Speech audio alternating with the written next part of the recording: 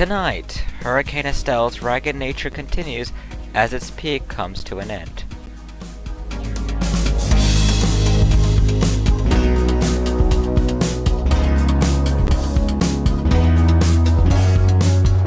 Now the latest around the wide world of tropics.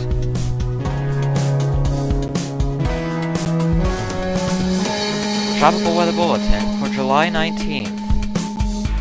Well, here we are with another wide view of the tropics, and we have Hurricane Estelle, which continues to struggle to intensify, still at Category 1 intensity in the eastern Pacific, and that's the only storm that's active in the meantime. 36 storms have formed so far this year. The average for the whole year is 92, which means we're only about 1/3 of the way through. It's day 49 of the Atlantic hurricane season. There are no systems active and unexpected in the next 5 days. Not much in the models regarding anything, with a lot of the ensembles not really wanting anything for the remainder of July, so looks like things for the meantime are looking pretty quiet. In the eastern Pacific, it looks like this. We have Hurricane Estelle, of course, with winds of 80 miles an hour and a pressure of 986 millibars, currently on the 66th day of hurricane season. There's another area of interest to the south of Mexico that could also develop late this week into early next week. In the western Pacific, it's pretty quiet here. There are no systems active and unexpected in the next 5 days. GFS is hinting at something, but it's the only model to hint at something, anything rather. We'll be taking a look at that in the models like we always do, as that is what we usually look at, the GFS side of things at least. North Indian Ocean, it's pretty quiet now that Invest 96A is finally gone. Looks like enough 0% chances was enough to kill it finally. And now we are back to normal monsoon season. It's summer, nothing goes on, and now we just wait for Invest 97 whatever from some pointless thing. You can see what Hurricane Estelle looks like. It's looking more and more ragged. In fact, it looks like it's a little bit worse in recent frames. Impressive outflow, it's just its entire internal structure just does not look healthy at all right now, with little strengthening, if any, expected before it starts weakening due to cooler sea surface temperatures and drier air tomorrow.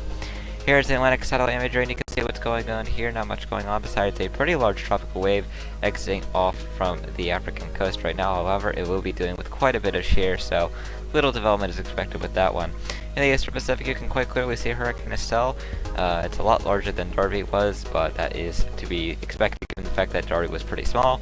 You can't really see the disturbance that's going to be coming into the eastern Pacific yet, because that is still several days away. Western Pacific, there's a mess in the South China Sea. There's also a few disturbances in the low latitudes and off the Japan coastline. Other than that, not really what's going on in the mid latitude side of things. It's pretty quiet there. North Indian Ocean, you can see that pretty much nothing is left out of 96A. It's completely gone at this point. You can also see that the monsoonal activity has suppressed itself a bit in the Bay of Bengal.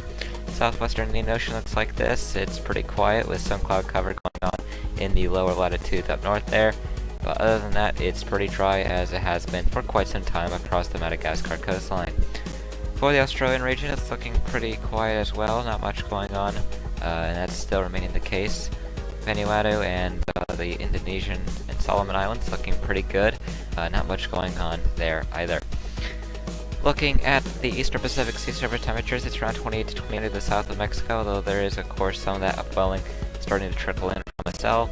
And the Gulf of Mexico is around 28 to 29, with those 30 degrees Celsius temperatures confined to the coast and in the northeastern Gulf of Mexico.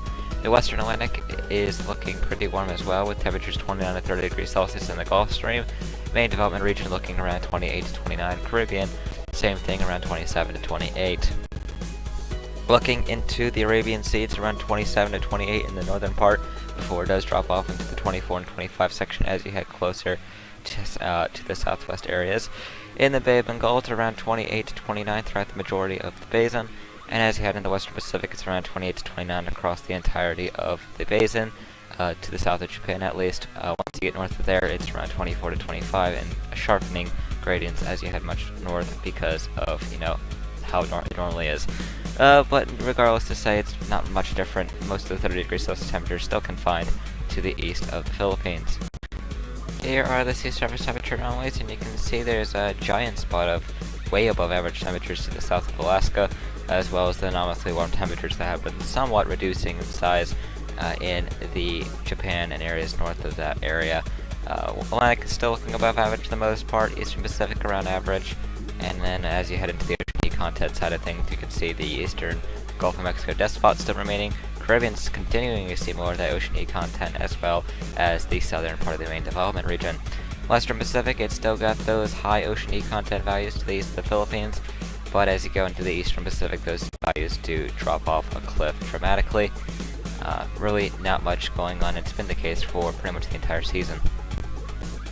Kicking it off with the short range, you can see what is going on right now. That is, of course, Hurricane Estelle. And what is expected to be doing in the next bit here, you can see expected to start weakening probably within the next 24 hours, although the GFS for some reason maintains it for the next 48 hours, interesting enough, before starting to weaken it. Once again, GFS tends to be aggressive, and in this case their aggressive situation is keeping the storm the same intensity for 2 days. I don't really think that's going to happen, but we are expected to see that weakening, and eventually does become that remnant low by day 4. And you can see that disturbance that the National Hurricane Center has marked begin to form to the south of Guatemala and El Salvador. Eventually ends up becoming a tropical storm or tropical depression by hour 120. Looks like it's a tropical depression based off the latest run here. As of right now, there are no other storms expected anywhere, which is why we have no areas of interest, and that's basically all we've got for the models covering up to hour 120 as a result. Here's a look at the longer range stemming from hour 120 and going up to hour 240, and once again we're looking at the Eastern Pacific, specifically this area of interest as the National Hurricane Center has marked, and of course the fact that Estelle by this point is pretty much dead. You can see what ends up happening. It looks like the GFS doesn't really want much of a strong storm out of this, which is rare considering the fact they're always quick to make sure that every storm is Category 3. But you can see it looks like it finally doesn't become a mid-range storm until around hour 222, which would be Thursday the 28th. And by that point, we got another storm that's trying to form around the same place that AOI developed. So, interesting scenario here. I'm not exactly sure whether that's going to be a scenario that plays out. But the conditions aren't really looking as great as they have been. So we shouldn't be looking at too strong of a storm in the case that the AOI forms. Probably a storm that doesn't become a hurricane for a change, since all but one have become hurricanes so far. Looking at the Western Pacific, you can see what's going on at hour 120. You can see the GFS actually develops a storm by hour 120. And I want to make this extremely clear to everyone watching. Not even a single other model develops this in the slightest. I also checked the ensembles, and this has next to no ensemble support. So what I'm saying is, despite the fact this is in the medium range, I would not listen to this for a second, because I am not sure what's going on here. This is typically something you would say in the silly range, or how out of whack this is, but you know, I have to cover it as this is part of the medium range, and the fact that as per the TWV tradition, we always look at the 18th GFS models. Oh boy. Well, explaining this to you, which really is pointless because this isn't happening, I can see a tropical storm that continues to move northward, doesn't get that strong, at least not until past the Okinawa Islands, oddly enough, after stalling there for about 24 hours, becomes a typhoon, strengthens rapidly into a Category 2, before striking South Korea with around 85 to 90 mile-an-hour winds, and then quickly dying off as the remnants end up going towards Russia. Yep, that's not something I think I'd have to be saying, but you get the idea. Now we're at 258, so I guess this counts as silly range. We'll cover what that 984 millibar is doing in it shortly. Here's your shameless plug. You can visit our Force 13 store, buy some merch, our animations, and of course, if you feel the need to scream at a pillow for seeing the GFS runs that we have to deal with here, you can buy a pillow to scream it at as well. Looking at the silly range, starting with the Eastern Pacific at hour 240, you can see what ends up going on in the Eastern Pacific side of things. And there you have it, the AOI finally becomes a hurricane. And okay, maybe I was wrong to say that the storm wasn't going to become a Category 3 in the GFS. Okay, maybe Category 2. We have the other storm also becoming a hurricane now. And there you go, there's Category 3. It's not a GFS run without a Category 3 in the Eastern Pacific, and the trend holds. 962, 961, 959, there you have it.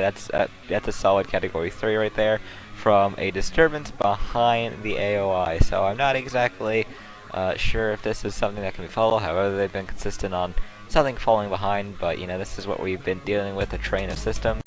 Whether that continues, possible, but I really wouldn't expect this exact carbon repeat of this run here, especially given the fact that, yeah, I don't think this seems really plausible.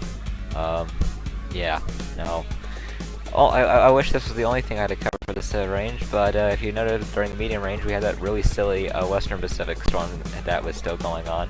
And this is what's going on in hour 240. You can see I'd just gotten done with South Korea. We had that new tropical storm forming to the east of the Philippines, and eventually that also becomes a typhoon in standard GFS fashion, and of course it decides to become a Category 3 as well, and goes straight for Taiwan with a pressure of 945 millibars, rips through them, and then ends up still making a typhoon landfall to the north of Hong Kong. And as that is happening, another typhoon is getting itself set up. 982 millibars. It's a pretty small typhoon at that.